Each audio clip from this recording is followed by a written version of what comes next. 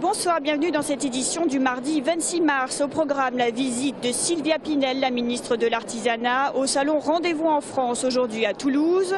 La justice rouvre le dossier du piratage de l'ordinateur de Christine Deveyrac en 2010. Et enfin, un bronze de Rodin. Il sera mis aux enchères demain à Toulouse.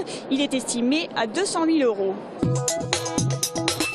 Visite ce matin de Sylvia Pinel, la ministre de l'Artisanat, du Commerce et du Tourisme au salon Rendez-vous en France. Cette 8e édition se déroule pour la première fois à Toulouse. 2000 acteurs du tourisme international doivent s'y rencontrer. Selon un rapport du Forum économique mondial, la France passerait du 3e au 7e rang en termes de compétitivité dans le tourisme. L'occasion pour la députée du Tarn-et-Garonne de fixer ses priorités. Le premier, c'est la structuration de la filière. Pourquoi? Pour rester compétitif à l'international, pour fédérer l'ensemble des énergies, des personnes mobilisées sur cette question. Donc structuration par le biais des contrats de destination qui nous permettent de fédérer, de rassembler tous les professionnels, les collectivités sur la définition d'un projet touristique. Deuxième axe, l'amélioration de la qualité de l'offre au niveau de l'hébergement, des circuits proposés ou encore de l'accueil. Enfin, dernier point, 50 000 emplois ne seraient pas pourvus dans le tourisme aujourd'hui. C'est la raison pour laquelle je souhaite que nous puissions d'abord recenser dans quel métier, dans quel secteur, dans quelle zone géographique se trouvent ces 50 000 postes, pour ensuite, en lien avec les collectivités territoriales, en lien avec Pôle emploi, en lien aussi avec les lycées hôteliers ou les CFA, nous puissions pourvoir ces 50 000 postes. Entre aujourd'hui et demain, 22 450 rendez-vous d'affaires sont programmés avec un focus sur la région Midi-Pyrénées, berceau de ce rendez-vous international du tourisme. L'affaire du piratage de l'ordinateur de Christine Deveyrac relancée, les faits remontent à 2010 en pleine campagne interne. Un programme d'espionnage est introduit dans l'ordinateur de celle qui est alors encore à la tête de l'UMP 31. Un suspect, cadre chez les jeunes UMP, est rapidement interpellé. Aujourd'hui, la justice cherche à découvrir les intérêts et motivations cachés du jeune homme. L'eurodéputé a été entendu vendredi dernier par le juge d'instruction en charge de l'enquête. Elle n'est pas là pour s'acharner contre un tel ou un tel. Elle laisse faire le travail de la justice. Les investigations ont permis de faire apparaître encore une fois que les informations récupérées illégalement ont circulé. À ce stade, malheureusement, je ne suis pas en mesure de vous donner des noms ou des motivations particulières parce que le juge n'a pas terminé son travail. Mais ce qui est certain, c'est qu'il y aura un procès. Quand aura lieu ce procès, la question reste entière. D'ici là, le magistrat pourrait bien auditionner des responsables de l'UMP, comme Jean-Luc Moudinque, qui briguait et qui a obtenu la tête de la fédération de l'UMP en 2010. C'est un dossier auquel je suis totalement étranger.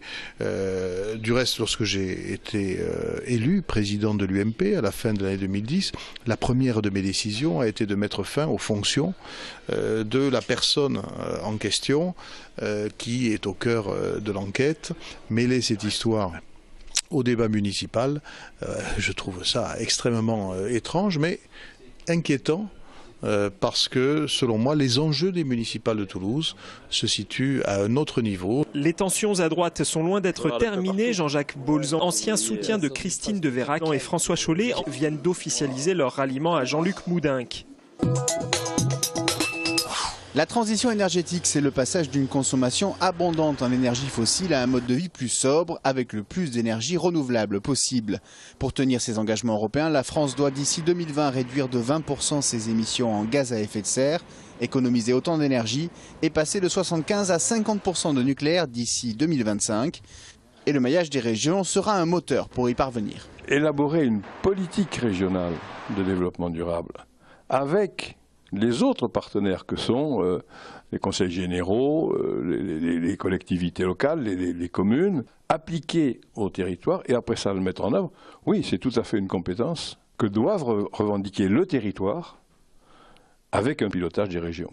Les régions ont aussi pour fonction de créer le débat autour de la transition énergétique. C'est chose faite depuis cette semaine et ce jusqu'en juin.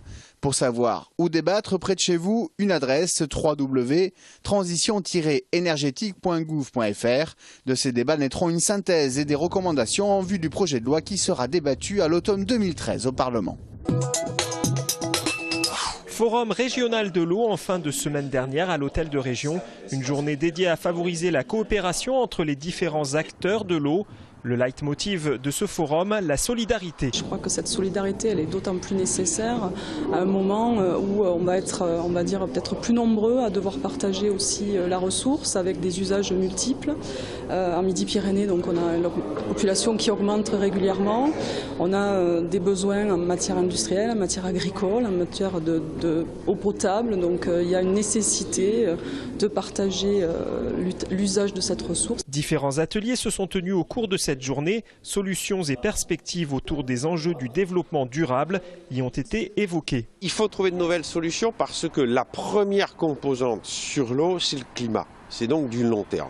La deuxième chose, c'est qu'il faut des investissements qui peuvent être des investissements lourds, soit pour restaurer la qualité des rivières, pour restaurer la qualité de l'eau quand il y a eu des pollutions. Le cadmium, on va mettre 50 ou 100 ans à s'en débarrasser.